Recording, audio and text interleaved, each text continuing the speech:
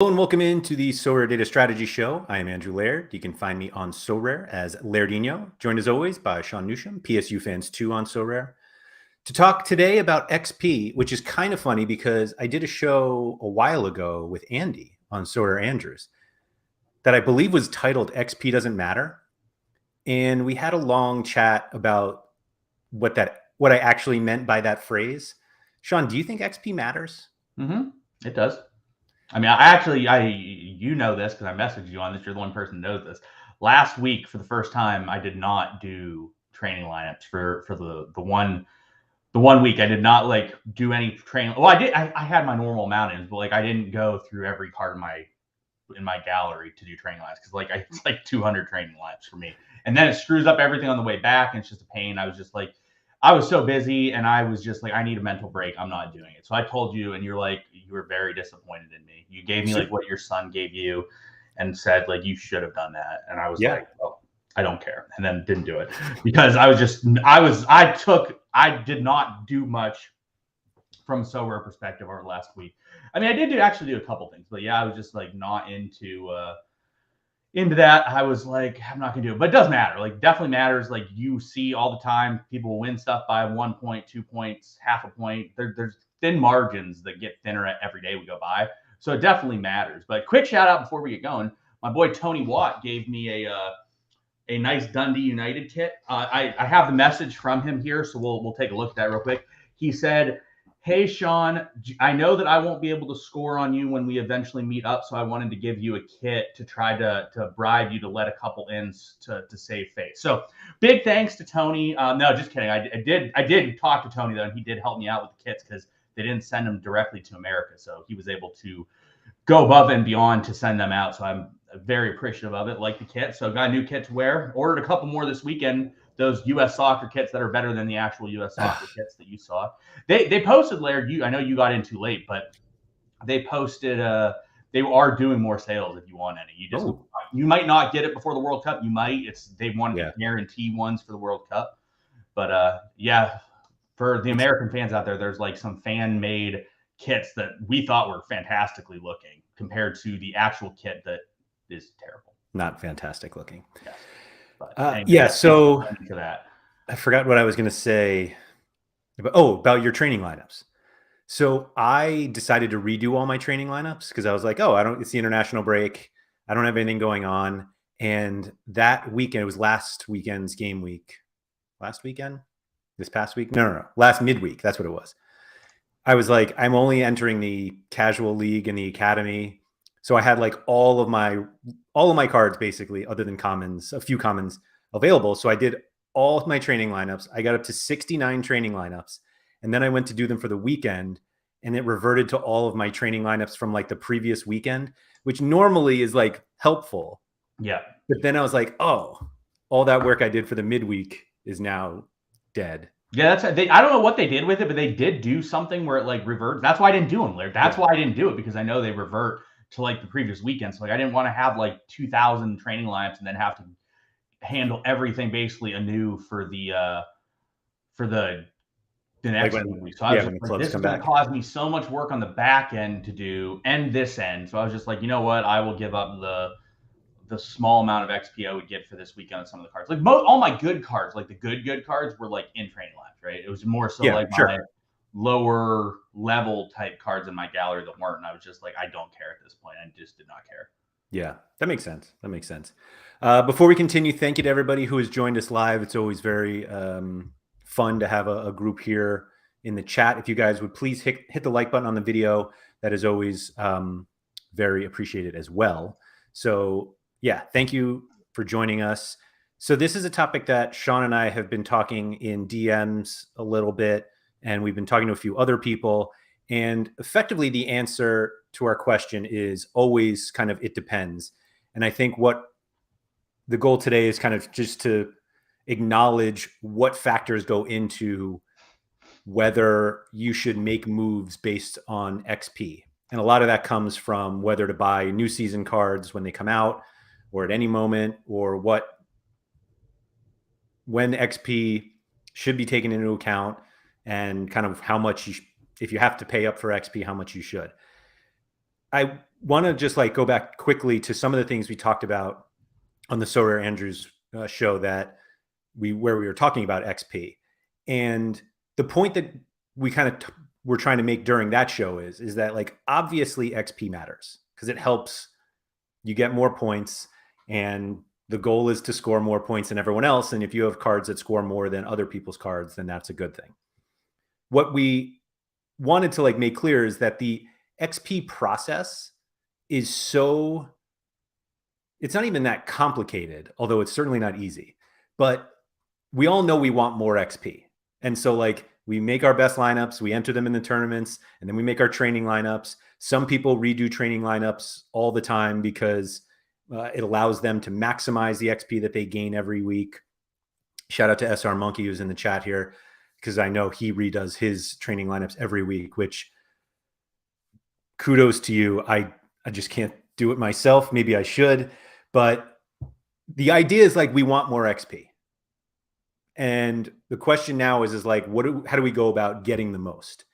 And throughout our conversations about what we think is important when it comes to XP and how much we value XP, meaning if we have to buy a card, what we're willing to pay for more XP, we realize that there is a very big difference between considering this for limited cards versus rares, super rares, and uniques if you're trying to get there.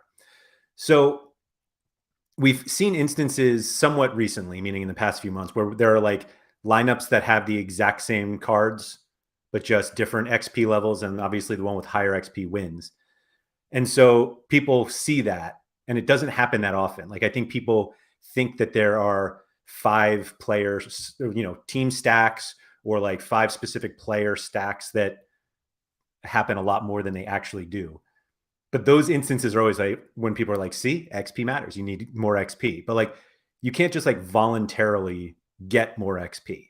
The only situation that comes is if like there's 2 cards on the market and neither of them, or even if they both have basically the same year cards and they're the same price, like you buy the one with more XP. Like it's as simple as that. I don't think there's any instance where you don't do that unless it's like somehow a collectible to you, a jersey mint or one of whatever, or some special number that you like.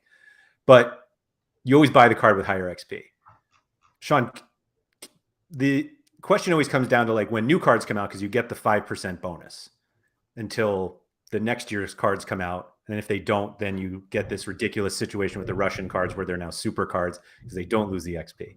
But can you explain to people why buying a new season card when they first come out is different than buying them 4, 5, 6 months after they come out? Yeah, I'm interested to see what my Malcolm's at from last year, because I won a Malcolm last year, so I'm interested what my XP is on it. My XP is only it's only to level 12. I mean, did I sell? That's what happens when you skip training, Sean. I got it at the end of but I got it at the end of the year. That's why I think I got it like the 40th edition. So I got it. Oh, it's 12%. It's 12%, not 11. But with a 5% bonus. Yes, with the built-in 5% new season bonus that I'll get for the entire of this year, most likely. I mean, I guess that could change. We don't really know that for sure. But so as the year goes and newer cards come out, there's diminishing return based on when you get the new card. So like if the new card comes out and you get the first run, so like the 1 of 100 or 1 of 1,000, 110, whatever, and you get it like day 1 that these cards come out, you get the maximum amount of benefit from that new season XP bonus that you build up over the course of the year. As the season goes, and the season is longer into the season and you win a new season card, you will win the new season card. Let's say you win the new season card after game week 40 and you win like the 50 of 100. Well, that means that new season card will take a longer time. It just takes longer to get to the top because it doesn't take longer. It takes the same amount of time, but like you're getting it towards the middle of the season instead of the beginning of the season. So you don't have that 6-month span to build it up and get it to as high of a level as possible. So also the key part of things too is the main time where they are the most powerful is the beginning of the next season before new season cards come out. So if you really have a high card, you could have a card at like 12, 13%, before a new season card comes out. And then all of a sudden, like when that happens, that card drops to 7-8% and it comes back down. So once you get further into the season, every day that goes by, there is a diminishing return on the new season card compared to an older season card because it has a lower shelf life on the new season card. So like what we'll talk about here today is like in terms of how things work, there are 104 game weeks in a year. So like if the way we're going to view things from a simplicity standpoint, and again, like my stance on all this is that everything matters, right? Like all kinds of different aspects matter. All sorts of different parts of the equation matter for different cards, different scarcities, different, etc. So like you have to factor in everything when making your decision. But over the course, for the simplicity of like this conversation, we're going to have 104 game weeks is effectively a cycle. So the idea is that like you get a new card, it runs for 104 weeks, which is 1 year, and then 104 weeks from then a new season's card comes out. So if on that cycle you don't get a new season card till game week 25, it's only game week 25 through 104. It's not game week 1 through 120 or 104. So you get a diminishing return the later in the season in which you buy it or get it, win it. Right. Yeah. However you acquired your card. However you acquire it. Yeah. So I still think it's like we want to explain that it all matters, but fundamentally how you play the game, it's like, yeah, you buy your card and you play it or you train it and you just make the XP accumulate as much as possible. And there's not like a certain game week where all of a sudden you're like, if we are now 60 game weeks after the cards come out, then it no longer makes sense to pay 5% more or 10% more or whatever it is. And it's unfortunately one of those questions that is the answer is it depends. And the problem is that it depends on so many things, including how often or how much XP you can actually get on this card with the other cards in your gallery. So basically the way that XP works is you get a base score of, you get 75 XP points every game week at a minimum. So if you have a regular lineup or a training lineup, they accumulate XP the same way. If it's 5 DNPs, then all 5 of those cards get 75 XP points for that week, and you move on to the next week. Effectively, the way you get more XP per game week is by the number of minutes that everyone in the lineup plays and the number of points they all play. Like those are the two things that matter. So the higher scoring lineups will earn more XP. And I think that's one of the things that a lot of people overlook in terms of like elite player cards, that those cards are usually in higher scoring lineups. So they actually gain XP faster. And so there's actually a bigger gap XP wise between, you know, your top end cards, Messi, Neymar, Tadic, and your kind of mid-level cards that don't score as much. Because usually people who have those types of cards have other elite cards that they're playing with them. And so instead of those lineups scoring 300 points, they're scoring like 500. Yeah. And you get a lot more XP points if your lineup scores 500. But that's a whole other thing. Correct. And part of our discussion this weekend was we did start out with like a flawed, I wouldn't say flawed, but like the original template we just used 75. That's what you had used. And 75 is not a fair number to use. It should be probably 150-ish to 200-ish, give or take. And like you said, it depends on the cards. Like every week you're going to have DNPs. Like, so it's not going to, I think 150-ish is probably a realistic expectation of like what a card should be and like what would come out of the card. So I think that's a viable number to use. And that's probably a more accurate representation. So Josh just asked, do you think Sorare are trying to make XP less important with the significant amount of new mixed tourneys that don't require XP? I don't think they're trying to make XP less important. I think they're trying to make bad cards or lesser cards more valuable because they're just trying to give viability to cards that score under 40, under 50, under 45, etc. They're trying to give that. I don't think their intention is to make XP worse. And I think that also like they make their money off auctions. Currently, a new season card, if you look at like every factor and you factor in everything and you think that everything is sort of like put into a pot, it's probably where new season cards are like 75% better than old season cards that have 25% better. Like there are different times when each card will be better in theory. So like 75% of the time the new card is better, 25% of the time the old card is better type of thing, which incentivizes people to win auctions and buy new season cards over buying older season cards, which again, that comes with the inflation and the price point that people are paying, let's say 10 to 20% more for a new season card comparatively to that of the old season card. I mean, without the new season bonus, nobody would buy new cards.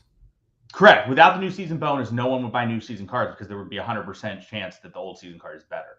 Right. So the way that they have it set up is good. They have it set up correctly and it makes sense. And if you look at everything together, most of the time you're going to want a new season card. Most of the time it's going to lean towards the new season card. I would also argue though that like there's certain times that are weighted more importantly than other times. And also the amount that you have to pay for a new season card compared to an old season card can't really be quantified what you can do with that additional ETH on the side. Because if you spend 1 ETH for a card or 1.2 ETH for a card, well, effectively that 0.2 ETH that you don't have to spend, you can then go and buy another player or do something else with that ETH. So that part is hard to quantify exactly within the discussion, because a key thing that, so McBride, I don't know if he's paying attention, but he made a good point. And it's sort of like if you're buying the new season cards, you want to win with those new season cards and you want to make as much as possible with the new season cards. But part of the thing is my rebuttal to him is that it's hard to quantify exactly like what you're giving up by spending that additional ETH on those cards instead of buying additional cards. Because I think that sometimes that part, like let's say you have a 10 ETH lineup and you spent 12 ETH on that lineup instead of 10 ETH. Well, if you spent 10 ETH, you could buy 2 ETH worth of players. Well, 2 ETH worth of players could be very viable. And it's just hard to quantify, I guess, what you could make as improvements in terms of that stuff too. But again, that goes part of the whole big picture equation, right? Where everything matters. And because you were telling me, and I think this is correct, that like I was ignoring the scarcities per se. Like I don't care as much about limiteds as other people do. And other people don't care as much about rares or super rares as I do, or uniques as someone else does, or et cetera. Like everyone's viewpoint on things is different.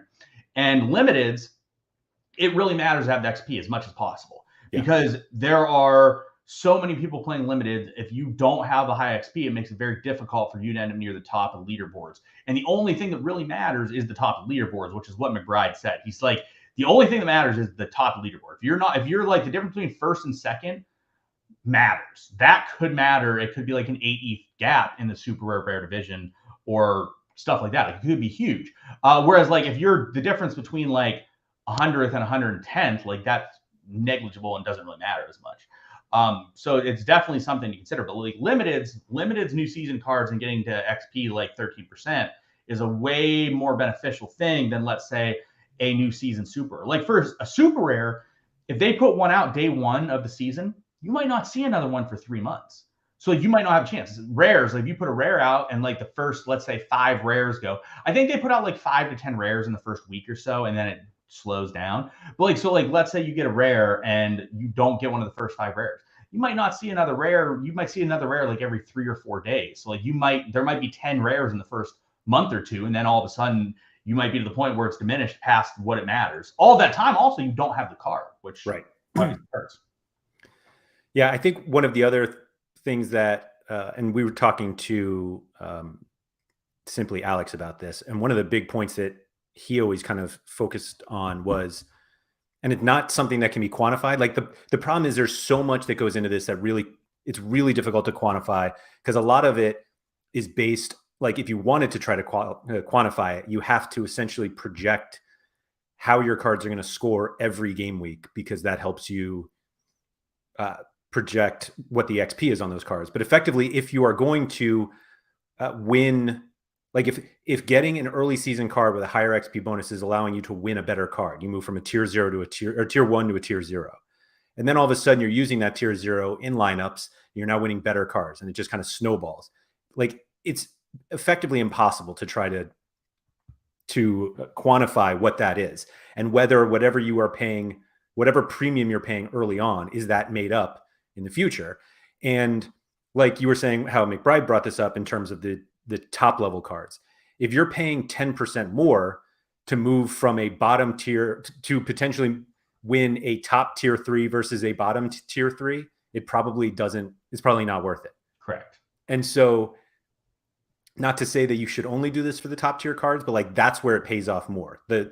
You have to consider, if you're paying more than whatever the market is currently for older cards, does that XP difference now allow you to win something that pays it off? And if it doesn't, then it's just not worth paying more for that card. But again, like, have you ever played a card that was not as good as another one just because it had higher XP? Yes. I've looked at cards, and because if I'm getting like, let's say I have a card at like 9% versus a card at 2%, I think they are relatively similar. I'm going to play the guy that has the 9% XP bonus. Sorry, say it again. If I have a card that's 9% versus a card that's 2%, and they are very similar, I'm going to play the card that's 9% value. Yes, that wasn't my question. It's worse. No, I'm not going to play a card that's like I'm expecting to be a total turd box. But well, not that bad, but like 60-point expectation for the 2% card, 50-point expectation for the 9% card. Do you play that? It's an easy answer, Laird. Do the math, right? Just do the math. Do the math and get out what the expectation would be then, because the expectation is very easy. You would have 50 times 1.09. You'd have 60 times 1.02. You get your answer, and obviously the 60.02 is, or 60 times 1.02 is higher in that situation. Right. Now, as you get closer, and then let's say it's 60 times 1.02 versus 58 times 1.09, like that's going to be a different answer, and you might have a different opinion on which card you go with. So it's definitely something that you have to factor. Like, I definitely know, like, especially Andy Black said, always play the best player. It is a good strategy to play the guy that's going to score the most points. I do agree with that. But it's a situation too where, like, I will look, and this goes into the whole new season versus old season cards, but like right now, the Zenit cards get like 13% compared to someone that's getting like 7. It's outrageous. It's like you can't really not play them, because if they do pop off, you're maximizing XP. But I will say, so here's part of the equation again that is not factored in enough by people, I don't believe. But when is the best time to win a reward, Laird? Let's say you are going to win a tier 0. Let's say you're going to win a division. When do you want to win it? Right now. Right now. Or, and the answer to that isn't like right now in terms of it doesn't mean right. You want to win it as soon as after the cards are released. Yes, you want to win it like a couple weeks after the cards are released, that the pools are as bloated as possible with the best players as possible. So like the time in which you're going to win the most, or you want to win the most, is that time, because those are when the pools are the best. You have the best chances to win the high-end cards. Like, how many Chemics have we seen given away in the last like 2 weeks? It feels like everyone is winning. Feels like everyone that's won division has won Kimmick in the last 2 weeks. So it's like that's when you want to win. And the cards that are the best then are the old season cards with a lot of XP, because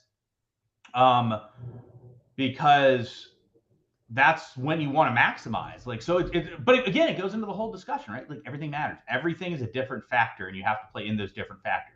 Like, if I'm prioritizing that time span as the time span I want to win, well, then I'm giving up other time spans where the other cards might be better. Vice versa. Like, if I'm prioritizing a different time zone, I'm giving up another certain situation. So, like, the idea behind it is that there are a lot of factors that go into the decision-making process. And that here's actually a good question. I don't know if Alex is here, but a lot of this discussion was with Simply Alex, and Nanzo just posted literally word for word the other side of what Alex said. So for those listening, Nanzo just said new season bonus is criminally overrated across the board.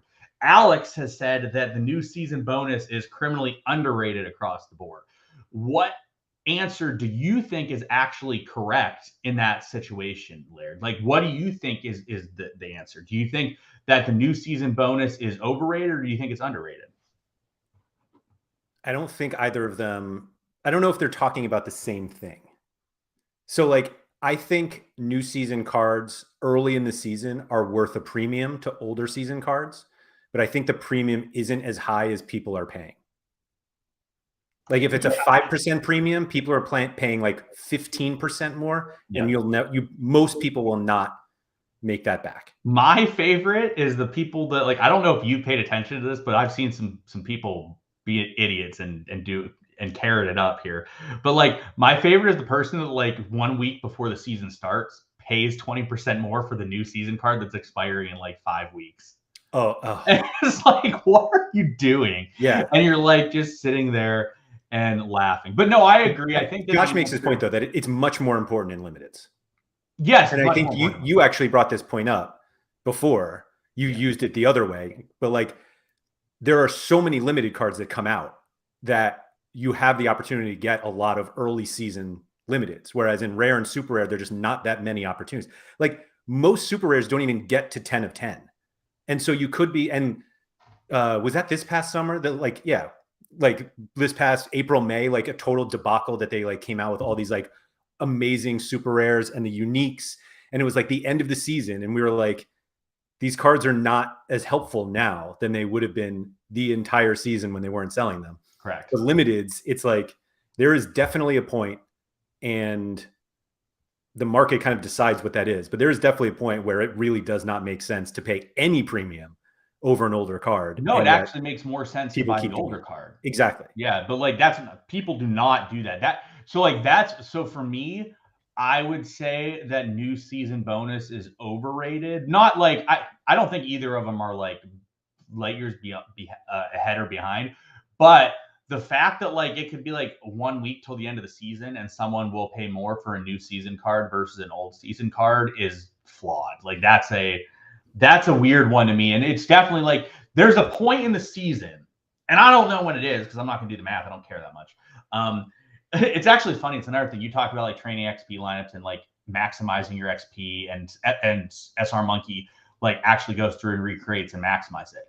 There are things you can do. Like what he is doing is the most effective, highest ROI way to do things. However, by him spending time on that, he's giving up time doing something else that maybe could be a better usage of his time and resources, or it might not be. Who knows? I don't know.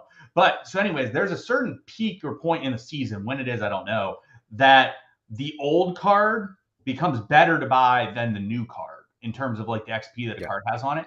And people don't treat it like that. People always seem to want the new season card up until the end of the season. Like they still want the new season card with the higher bonus. And to be fair, some of that could be because they have the new season card that like it's sitting there at like 13%. Like towards the end of the season, you see cards that are at like 13% XP because someone's played them all year and then they're selling them. And it's a situation where like, yes, you do that, but because it's at like a bloated new season expectation, when you do the sale, it turns it into like a 9 XP card. Whereas you could have bought an old XP card and it's worth like 8, and then it's better going into the next season. So it's just people do things that maybe are not what they should do because they're not realizing where things are actually at in the reality of the situation. So when you were speaking earlier about like seeing somebody buy a new season card like 5 weeks left into the season, I think what they think, I don't know if they think this, but my guess is they're like, oh, if I buy the card, you know, I get 5 game weeks with the 5% bonus. I'm thinking of this in terms of like a European card. You have the entire summer to train it. So your card could be up to like 9% when the new season starts. So then you get basically from when the season starts, which is, let's call it mid-August, until when the new season cards come out, which call it mid-September, you get that month of like, oh, I've got like a 9% card. The problem is that you were unable to use that card throughout the summer. So you're getting 0 ROI from the card over the summer. And when your card is at 9%, everyone else who has the same cards at 13%. And so you're still behind anyway. And so at that point, you're probably better buying the older card that's now up to 10% and keeps growing, whereas your card is now going to be back to 4% when the new cards come out. Correct. And that's where I think so like realistically, like, I think situation where new season bonus is not overrated or underrated. It's kind of like in the middle of things. But the fact that people do that is probably the biggest mistake of the things people do, because no one really buys a old season card and is like, I'm buying the old season card because it's better. People are just like, I'm buying the new season card because it's better. Or if like they buy an old season card, they want like the collectability of it instead. Right. Or like then they'll say that. They're like, oh, this card looks cool. Like I actually, this, I tried to buy a Hannes Delcroix like first season super. I thought it looked really cool. I thought it looked way cooler than like the new ones, and did not get it. Luckily, right before he was benched for. Well, that's why I bought my Juni Ito. Yeah, your Junito, your rare Junito was like a cool looking card. Like I have a Yari that was like a first season Yari card that I was like, this looks a little bit cooler. So I was like, I will pay a little bit more for this because it looks a little bit cooler to me than other things. Not that it was like a negligible amount. It was like it was like 2%. I was like, whatever. I'm like, this card looks a little bit cooler. But yeah, there's just lots of factors. Like that card looks cooler than last season's Junito to me. Like that's not to say like everyone has the same opinion. Like I've heard that's what's cool about the designs and stuff that they do. Like I'm not much of a design person. Like I don't really care that much about them, but everyone has a differing opinion on like what card they think looks the best. And with that, they can like decide what card they want. Like everyone has a differing opinion on it. Like I think the oldest cards, some of the oldest cards look better than the newer cards, not because necessarily they are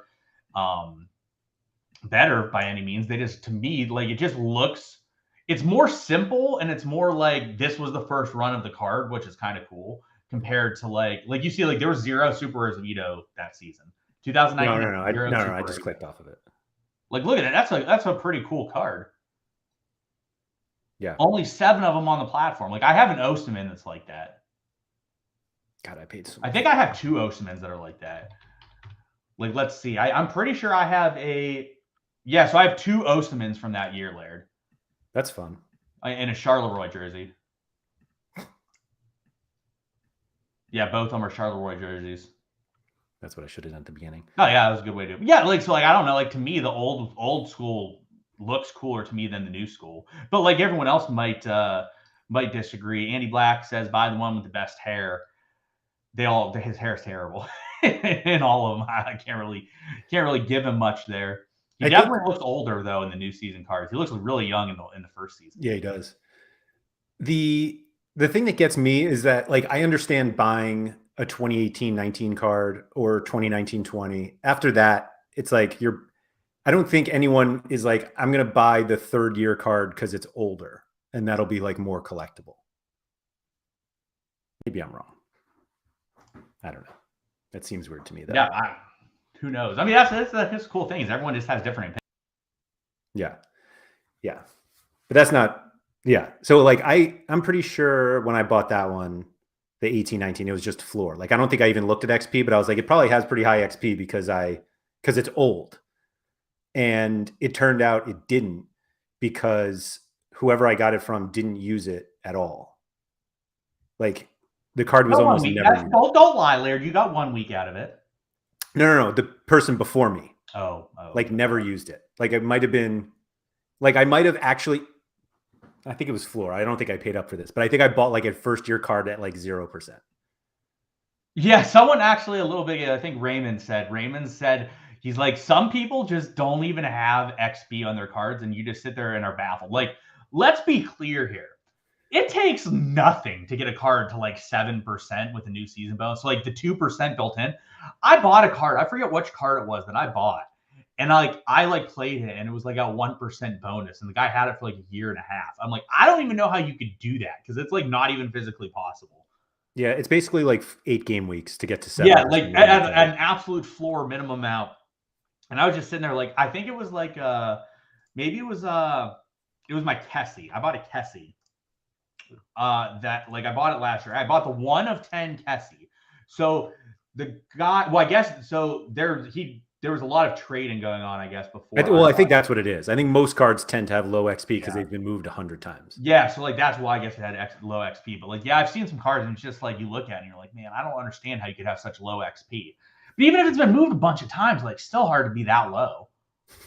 Like, it's really hard to be that low because, like, you literally, like you said, it takes 8 game weeks to get to like the 2%. But yeah, so here's the chart. So like this goes to show you guys like where and how long it takes for new cards to get to certain percentages, like from 0 or like just in general, like how long it takes cards to be from. So Like like it's you really guys not can much. look here and see like where it goes to and like what everything transfers in here. So like it shows you like how much you need of a certain card to get to a certain situation, like where it will be, how many game weeks it'll take. And And I was so, gonna say this is still based off of the minimum 75. well, So like yeah, I thought you were should be changing. faster. This chart at least is still minimum. Yeah, so Is this chart's minimum. So like that's the floor. It's going to be higher. But the factor into those, like once you change it, like you change it for both situations, right? Like right. Old cards will get more. Now it's obviously more impactful for a new card, but the old cards will also get more, which will then lengthen the gap on the backside, lessen the gap on the front side type of thing. Where like the new season cards are worth more, and then the old season cards are worth more, but like the gap is out of range a little bit. Yeah, I will say that Sorare did something recently though that slowed down XP, and it's getting rid of the captain in training lineups. Yes, they got rid of the captain, so there's no more captains, which means that you're losing X amount of points per game week that lineup can get because of that. So yeah, that is true. They did lower that to some extent. Yeah, I will say though, I actually like that. It's definitely it is. You wouldn't think it would save a lot of time, but it does because you have to actually like when you have to decide who should be the captain, you have to actually like look at the lineup, make a decision on what the lineup is. Whereas like now I can just boop boop boop boop boop boop boop boop boop. it's definitely easier. Aaron Johns was asking for a copy of this spreadsheet. I'm still working on it, but I will make something available that allows you to do it. But yeah, it's just one of the other things also is that it takes much longer to get to the higher levels than people think. Like you can move from 0 to 5% fairly quickly. Yes. But moving from 5 to 10 takes a long time. Yes. So at 75 per, which again is like the lowest, it takes like 327 game weeks to get there. Did you not do it for 150? I don't know where I did it. Like I said, the spreadsheet's still a little wonky. Is this the 150? No. I have like this is it. This is the 150. So like yeah, you guys can see like how quickly it goes up here and how many weeks it takes to get to certain amounts of cards. So right. And it's just like that it takes so yeah, like it takes a long time. This like section here, let me see if I can like this one will show you kind of basically the average of like how many points you get. So like if you have a team that averages, it's really like per player. So like very rarely are people putting, and so I did this more for like training purposes because people tend not to put like competitive good teams in training.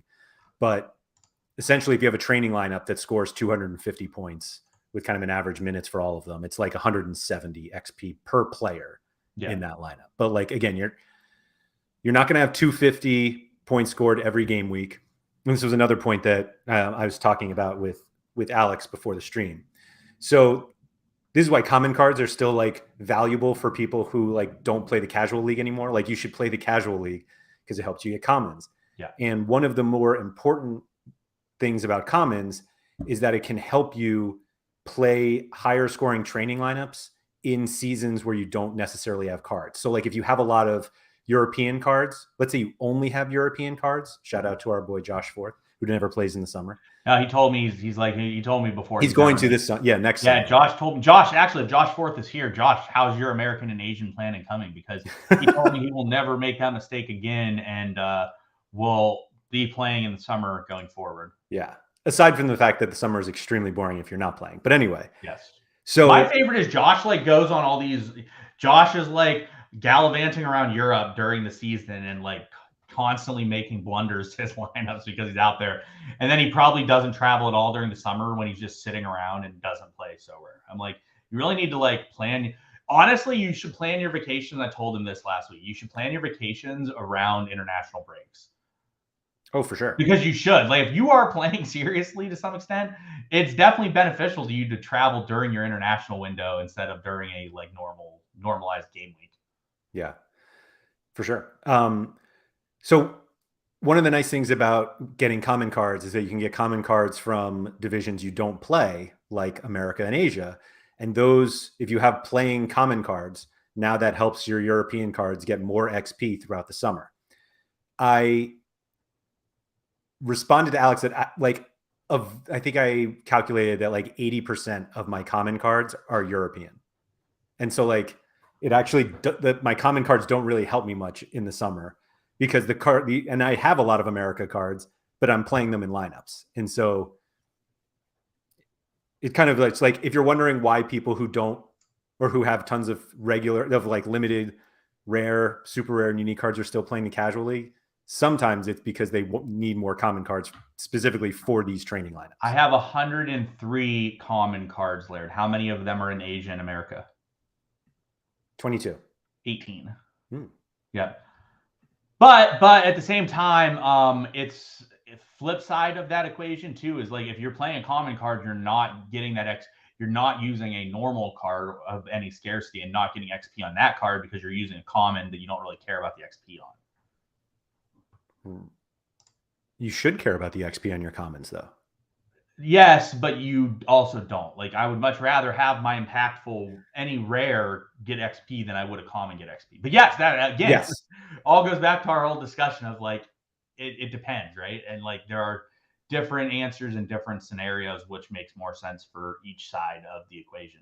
Yeah. So I would say specifically like for this international break or any international break, if you have common cards of players who play internationally, but like, or even more than you have your 5 that play in the casual league, and then you have a number of others who play, but you can't make a lineup with them because they're just common cards.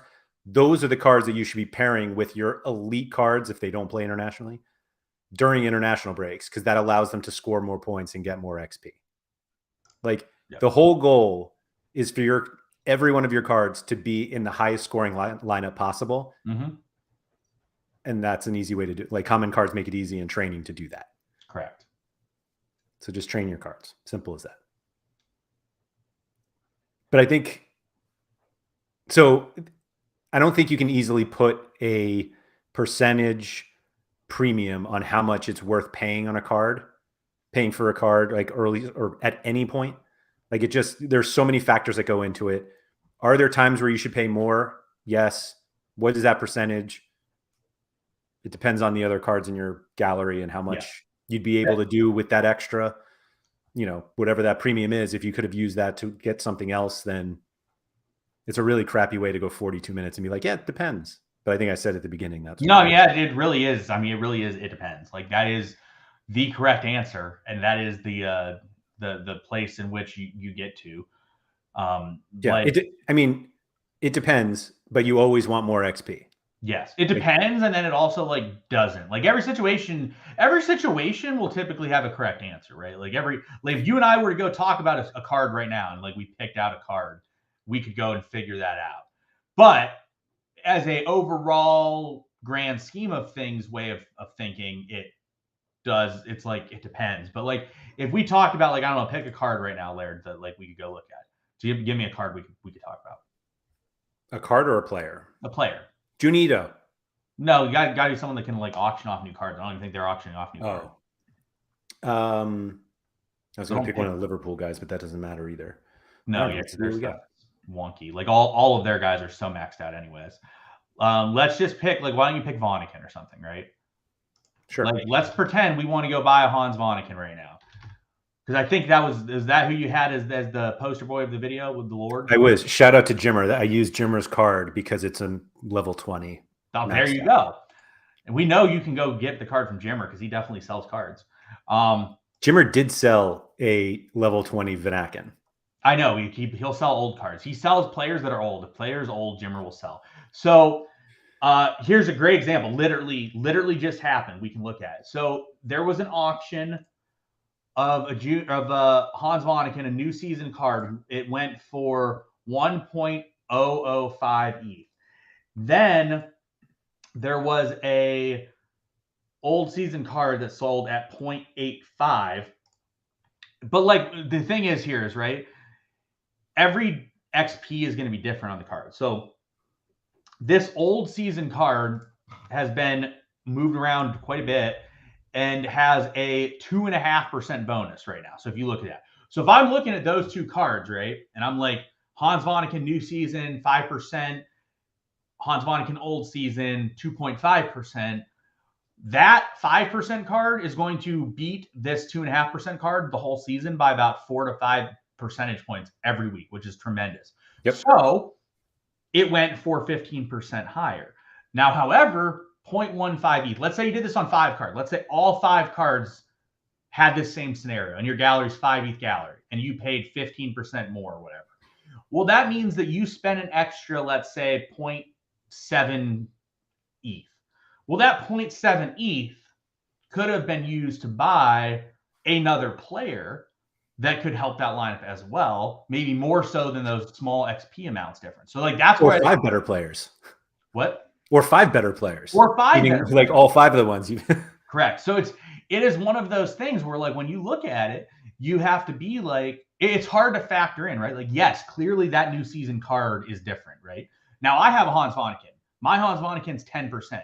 It's an old season card with 10%. So do you want my Hans Vonneken at 10%? Honestly, it's actually probably above level. Can you get like above level 20? Does it like stop? Or do you just keep getting XP? XP continues to grow. Okay, so like in theory, if I get that card to a certain XP amount and just trade it, you'd still get 10% on it. Yes. We're not to that point yet on any cards though, but like in a couple of years we will be.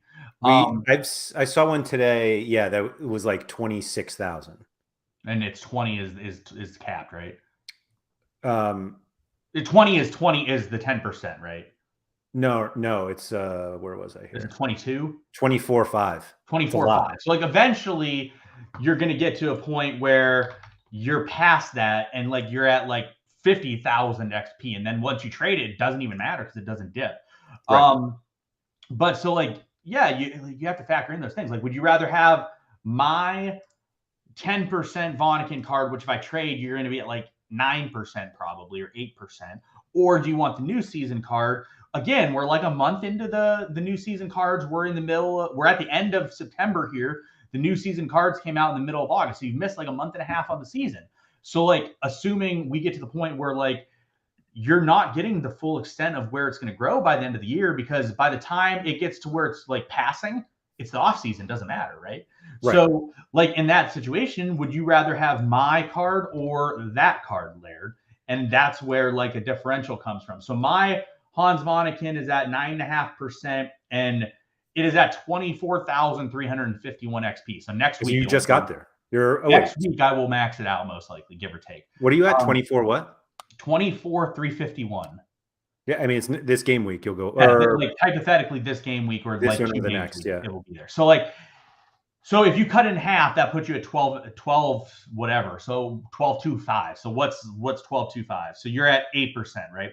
So if I were to sell my card tomorrow, it's at 8. Yeah, but effectively it's going to be over. It's going to be 12.6 effectively. Takes a little it takes like 2-3 game weeks. So it's going to be very close to 8. So we'll just call it 8, Laird. So like you're at like 8% versus a 5% card. Well, that 5% card, by the time it gets to like 10%, you're in the off season. Doesn't matter. Whereas like, so like effectively that old season card is going to be worth more than the new season card with 5% for most of the entire season. Yeah. Until it gets to the point where they're like even. And then at the start of next year, yes, that card will have a little bit of benefit for a couple of weeks. But then as soon as it ticks over, my card's at 10% versus like, let's say 6 or 7%. Yeah. And then for like 2 years, that card will be better. Yeah. So the only counter to that is that those cards tend not to go on the market. Like cards with 20-something thousand XP, like they're not a ton of them. Yes and no. Like, yes, they don't go on the market, but like the point to that I was trying to make is the longer we go, the more of those cards are available and the more of those cards go on the market. Sure. But like what we were saying before, how like if someone came and offered me 1.2 for my old Vonneken right now, and I look and I could go buy another one for 1, I might sell it because I might just be like, whatever, I will rather have the 0.2 ETH and go put that elsewhere and take a little bit of dip in XP.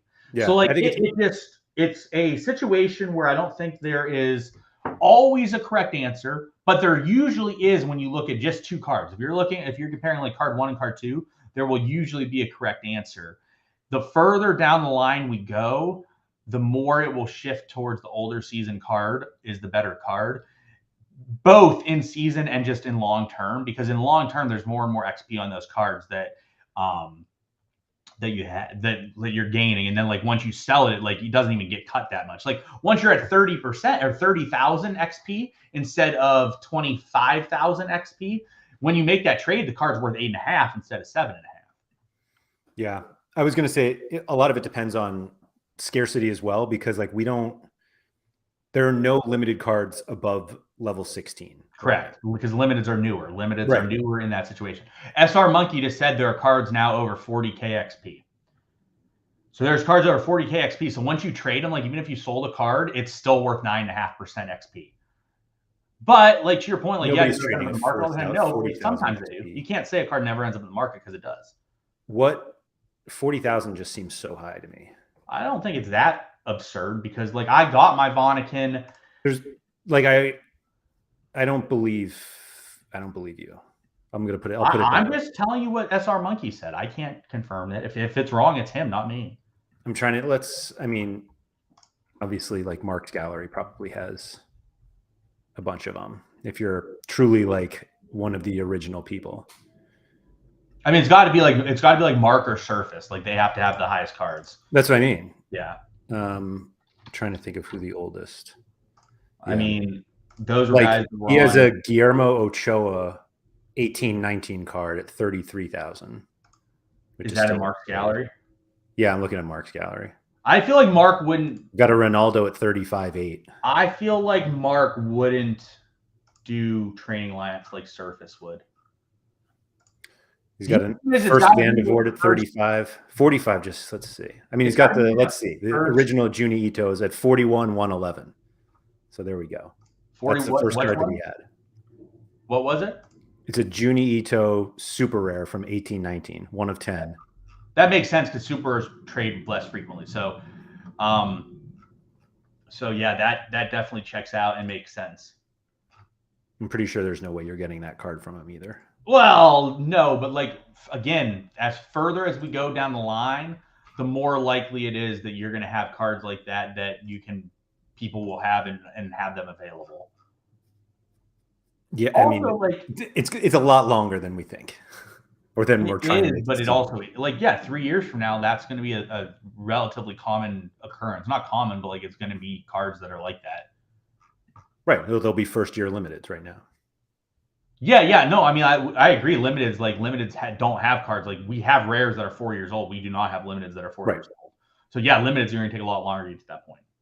There's also like, I'm not saying they're going to do this because I don't think they're going to do this, and it would be shocking, I guess, at this point if they did it.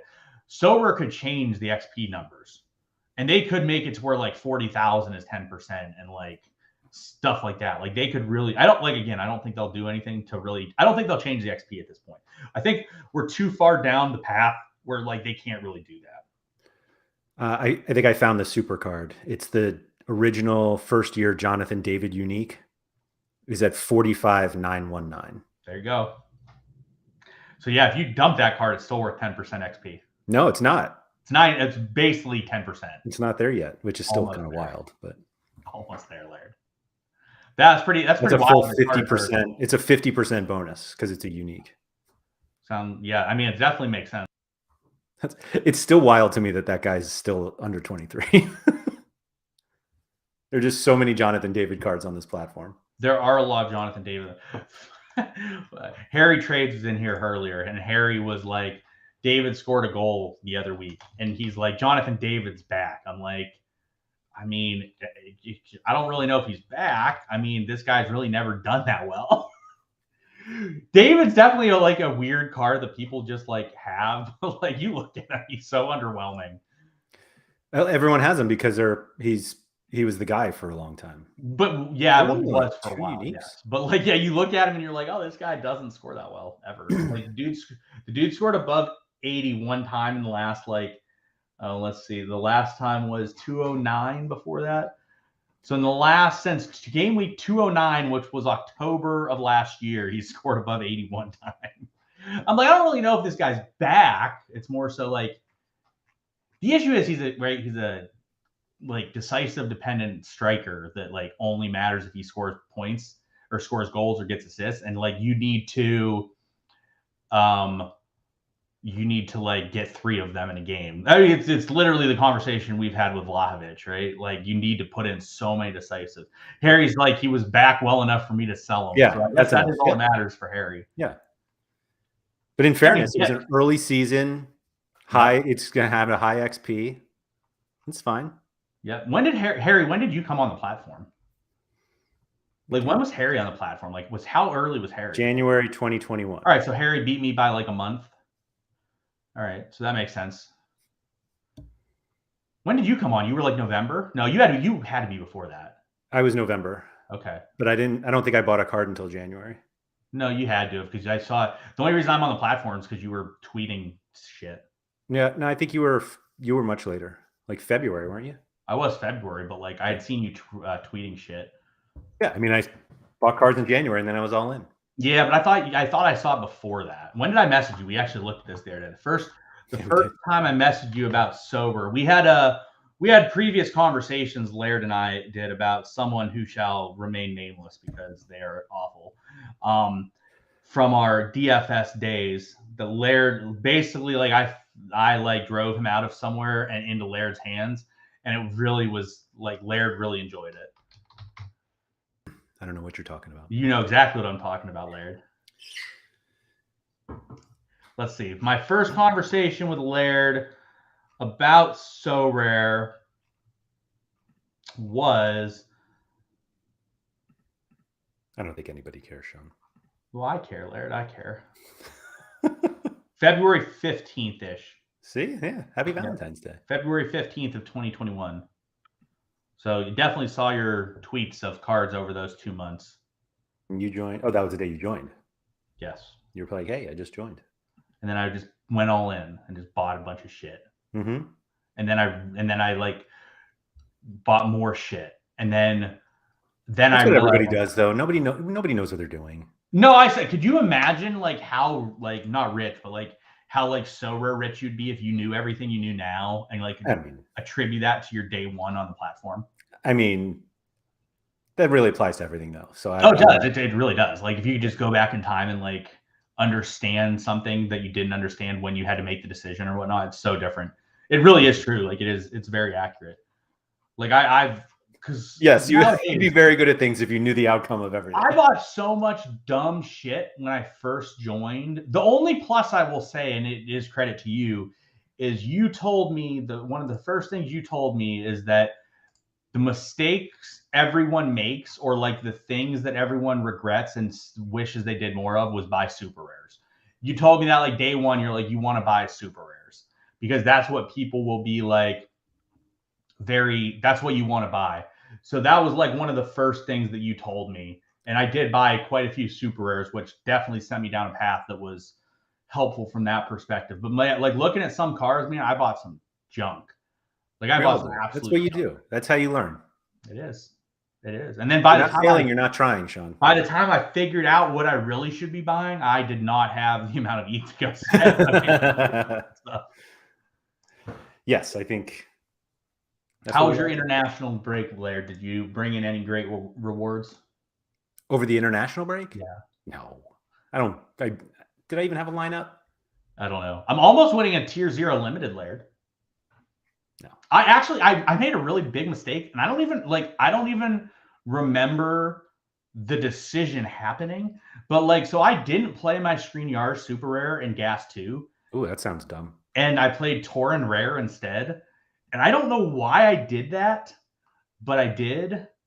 And if I played the ScreenYard, I would probably be like 3rd or 4th. Instead, I'm like, I have a chance to get a card, but like nothing special. But I was looking at it and I was just like, I don't even remember the decision. Like, I don't even remember like going through my brain and being like, I'm going to play Tauren over ScreenYard. That's how little I gave a shit about the international break. Yeah, I usually prefer to just play the guys who score more. You're not very good at it, though. No. You're very shit. I prefer a lot of things. Yeah, I was going to say, you're pretty shit at that strategy, unfortunately for you. I will tell you that I played ScreenYard in my casual league lineup. I played ScreenYard in my limited all-star lineup, which is why I'm almost getting a tier 0. I don't think I played. Oh, I played mine there too.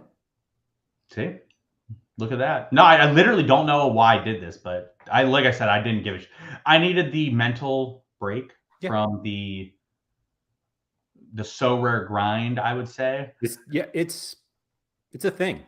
It is a thing, and I don't think people understand it to an extent, or like people are like, well, I don't spend that much time on Sorare. I'm like, you probably aren't doing that well on Sorare if you don't spend much time, or you do and you just have like a very streamlined gallery that you don't really have to do much to. And and by all means, like that's great if you can do that, but there's a lot that goes into the thought processes on Sorare, and if you're not like constantly at least thinking about them to some extent, it's, I don't know, it's probably just not great.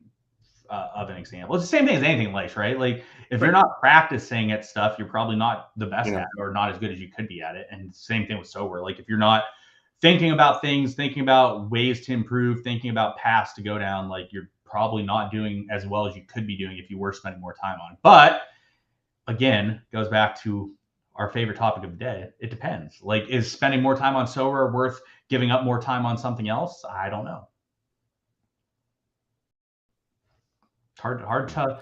I will say I felt pretty great like last night. So I told you guys before, Laird, like weekend Laird is like useless comparatively to like the week Laird.